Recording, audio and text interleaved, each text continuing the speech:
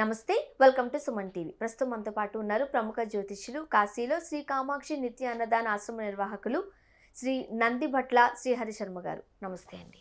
వాగర్థావివ సంపృక్తౌ వాగర్థ ప్రతిపత్తయే జగతః పితరౌ వందే పార్వతీ పరమేశ్వరౌ.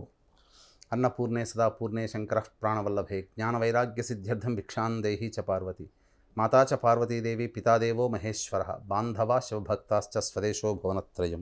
సదాశివసమారంభాం శంకరాచార్య మధ్యమాం అస్మదాచార్యపర్యంతం వందే గురుపరంపరాం. ఆదిత్యాయ చ సోమాయ మంగళాయ బుధాయ చ గురుశుక్రశనిభ్యశ్చ రాహవే కేతవే నమః.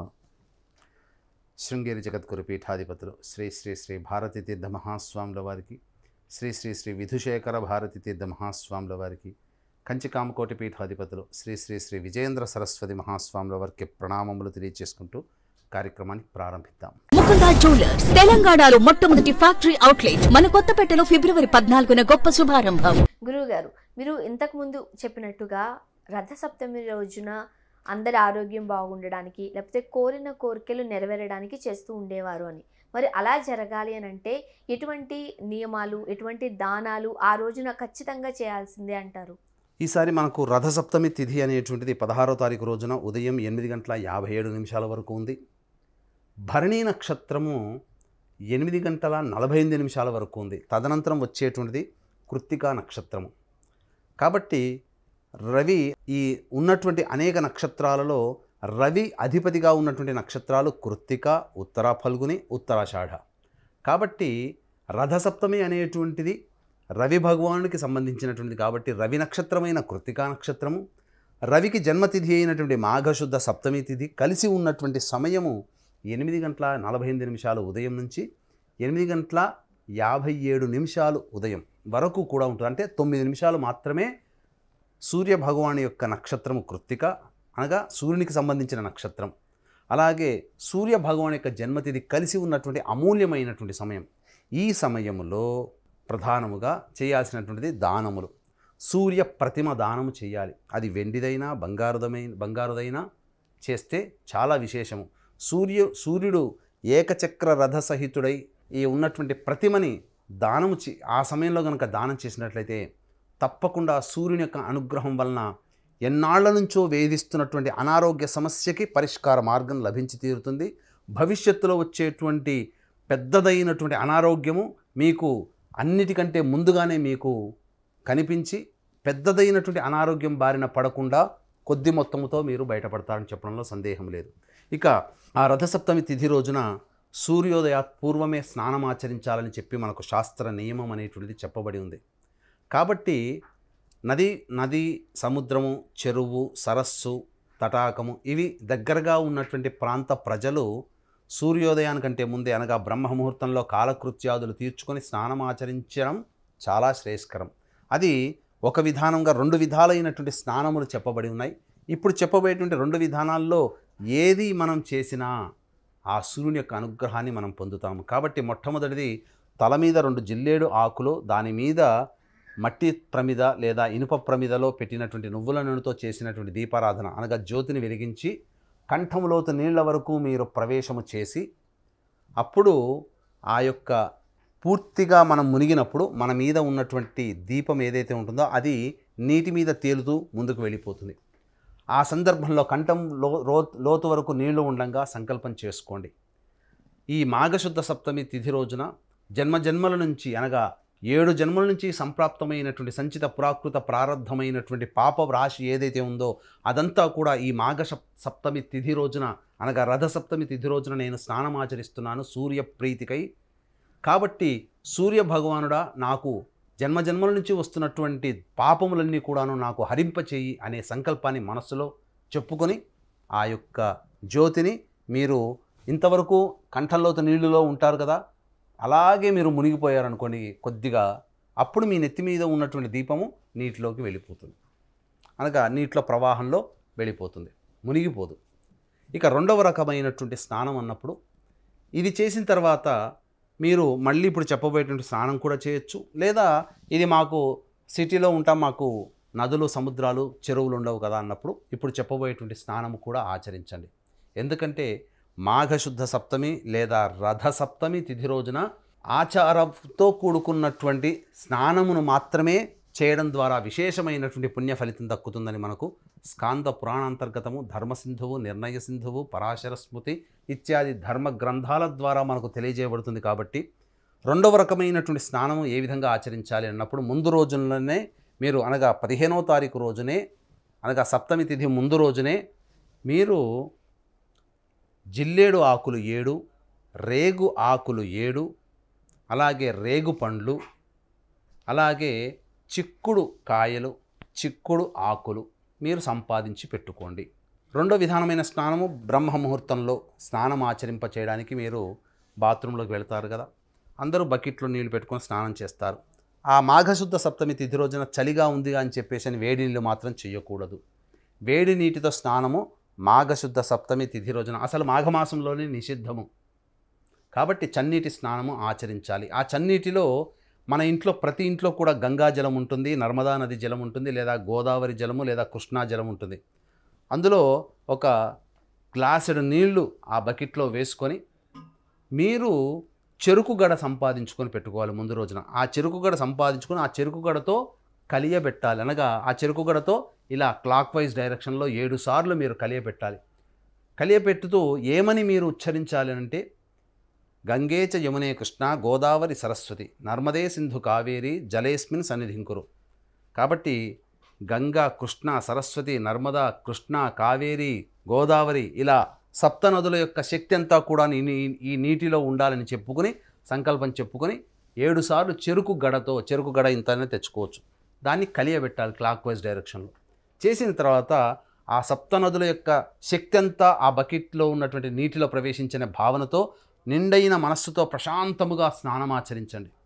ఏ విధంగా స్నానమాచరించాలి అని అన్నప్పుడు తల మీద 3 జిల్లేడు ఆకులు, వాటి మీద 3 రేగు ఆకులు పెట్టుకొని దాని మీద రేగు పండు, ఇటువైపు 2 రేగు ఆకులు, 2 జిల్లేడు ఆకులు, వాటిపైన 2 రేగు ఆకులు, ఇటువైపున జిల్లేడు ఆకులు, రేగు ఆకులు, వాటిపైన రేగు పండ్లు పెట్టుకొని స్నానం ఆచరించాలి. స్నానం ఆచరించేటప్పుడు ఇంతకుముందు చెప్పినట్టుగానే జన్మజన్మల నుంచి పురాకృత ప్రారబ్ధ సంచిత పాపదోషమంతా కూడాను దహనమైపోవాలి, నాకు చక్కటి ఆరోగ్యము ప్రసాదింపబడాలి, ఓ సూర్యదేవా నీ అనుగ్రహం వల్ల నాకు ఎన్ని జన్మల నుంచో వస్తున్నటువంటి పాపమంతా కూడాను దగ్ధమైపోవాలి అనే భావన మనసులో చేసుకొని ఆనందంతో స్నానం ఆచరించండి.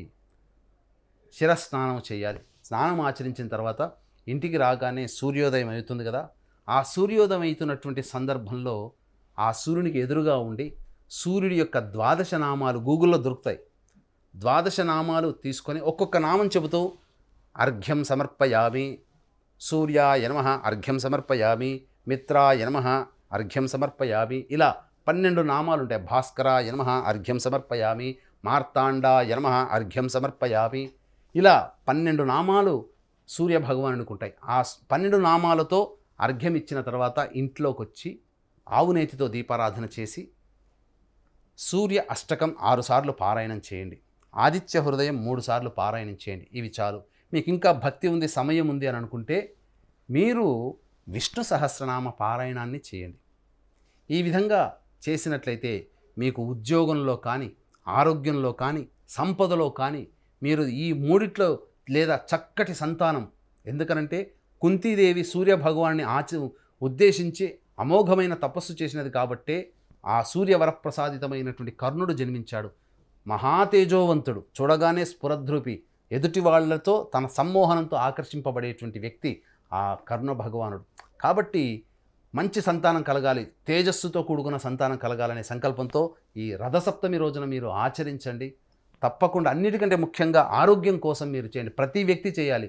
మీకు, నాకు, చిన్నపిల్లలకి, పెద్దవాళ్ళకి అందరికీ ఆరోగ్యం ఉండాలి. ఇంట్లోంచి బయటికి వెళ్ళిన మనిషి క్షేమంగా మళ్ళీ తిరిగి ఇంటికి చేరుకోవాలి. కాబట్టి ఆరోగ్యం కోసం, గండదోషాల కోసం, అపమృత్యు దోషము తొలగిపోవడానికి రథసప్తమి రోజున వీక్షిస్తున్నటువంటి సుమన్ టీవీ ప్రేక్షకులు ఎల్లరూ కూడా ఈ యొక్క స్నాన విధానాన్ని ఆచరించి తీరవలసినదే, అందులో సందేహము లేదు. ఈ స్నానం ఆచరించండి. ఆచరించిన తరువాత చెప్పిన విధంగా పారాయణం చేయండి. చేసిన తరువాత నివేదన చేయండి. నివేదనకి ఏం చేస్తారు అనంటే ఆ చేసిన తర్వాత గోధుమ నూకతో చేసినటువంటి బెల్లం పాయసం మీరు శుచిగా వండాలి. వండిన తర్వాత ఒక ప్లేట్ తీసుకోండి. రాగి ప్లేట్ అయితే చాలా విశేషం. రాగికి సూర్య భగవానికి ప్రత్యక్ష సంబంధం ఉంది. రాగి ప్లేట్ తీసుకోండి, లేదు ఇత్తడి ప్లేటు, లేదు మామూలు మన ఇంట్లో ఉండేటువంటి ప్లేటు, శక్తి కొలది. ఆ ప్లేట్లో రెండు ఈ చిక్కుడు ఆకులు, మీరు చిక్కుడు ఆకుల్ని మీరు పెట్టండి. పెట్టిన తర్వాత మీరు ఎంతమంది కుటుంబ సభ్యులు ఉన్నారో, ఎంతమంది మిత్రులు ఉన్నారో ఆ యొక్క కుటుంబ సభ్యులకు సంబంధించి ముగ్గురైతే 3 6 జిల్లేడు ఆకులు, 2 అట్లా 3, లేదా 5 ఉంటే 5 పెట్టిన తర్వాత మీరు గోధుమ నూకతో పాయసం చేస్తారు కదా, ఆ ప్లేట్లో పెట్టిన తర్వాత పాయసం ఎంత తీసుకుంటాం, చెంచాడు తీసుకుంటాం, అన్నిట్లో కొద్దిగా వేయండి. వేసిన తర్వాత ఆ చెప్పిన సమయం ఒకటి ఉంది, ఏది 8:48 నుంచి 8:57 వరకు 9 నిమిషాల సమయం. ఆ సమయంలో మీకు వీలైతే బ్రాహ్మణుడికి వెండి, రాగి లేదా బంగారంతో చేసినటువంటి సూర్య ప్రతిమ దానం చేయండి. లేదు ఆ సమయంలో మనకు ఇంకా సమయం దొరకలేదు బ్రాహ్మణులు ఉన్నప్పుడు, ఆ సమయంలో ఆ 9 నిమిషాలు, 8:48 నుంచి 8:57 అద్భుతమైనటువంటి పుణ్య మహోదయ కాలము.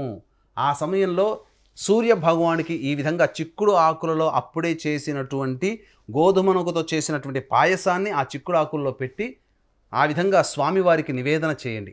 చేసి ఆ సూర్య భగవానికి ప్రసాదాన్ని నివేదన చేసి ఇంట్లోని వాళ్ళందరూ కూడా భుజించండి. మీకు ఇక్కడ ఒక వీక్షించేటువంటి ప్రేక్షకుల్లో ఒక సంశయం రావచ్చు, ఒక సందేహం రావచ్చు. ఏంటంటే ఈ చిక్కుడు ఆకుల్లోనే అప్పుడు ఎందుకు పెట్టాలంటే, రథసప్తమి తిథికి చిక్కుడు ఆకులకి ఆ రోజున ఆ చిక్కుడు ఆకుల్లో పెట్టేటువంటి గోధుమ నూకతో చేసినటువంటి పాయసానికి సంబంధము ఉన్నది. ఆక్సిడైజేషన్, ఆక్సిలీకరణ, మనకు అర్థం కావాలంటే కెమికల్ రియాక్షన్ ఇలా జరుగుతుంది. ఆ చిక్కుడు ఆకులు గోధుమ నూకతో పాయసము ఆ రథసప్తమి రోజున సూర్య భగవానికి నివేదించినప్పుడు ఆ సమయంలో వచ్చేటువంటి కిరణాలు, చిక్కుడు ఆకుల్లో ఉండేటువంటి ఆమ్లతత్వం, గోధుమ నూకతో ఉండేటువంటి బెల్లంతో చేసినటువంటి దాంట్లో ఉండేటువంటి ఖనిజములు, ఇవన్నీ కలిసి అమృతమైనటువంటి ఒక పదార్థముగా తయారవుతుంది. దాన్ని భుజించడం వల్ల శరీరానికి కావలసినటువంటి పోషకాలు ఆ రోజున సూర్య దేవుని యొక్క అనుగ్రహంతో మన శరీరంలో ప్రవేశించి మనకు అనారోగ్యం తొలగిపోయి స్వస్థత చేకూరుతుంది. భవిష్యత్తులో వచ్చేటువంటి ఆ సంబంధించినటువంటి దోషములు, ఆరోగ్య దోషములు కూడా తొలగిపోతాయి. అన్నిటికంటే మించి 7 జన్మల నుంచి మనం మూట కట్టుకొని మోసుకొని వచ్చినటువంటి పాపము కూడా ఈ స్నానము, దానము, ఈ యొక్క గోధుమ నూకతో చేసిన పాయసం ఆ సమయంలో భుజించడం వల్ల తొలగిపోతుంది అని చెప్పడంలో ఏమాత్రం సందేహం లేదని చెప్పవచ్చు. అలాగే వీక్షించేటువంటి ప్రేక్షకులు, మహాశివరాత్రి సందర్భంగా కాశీక్షేత్రంలో నిరంతరము కూడా ఈ యొక్క అన్నదానం జరుగుతుంది.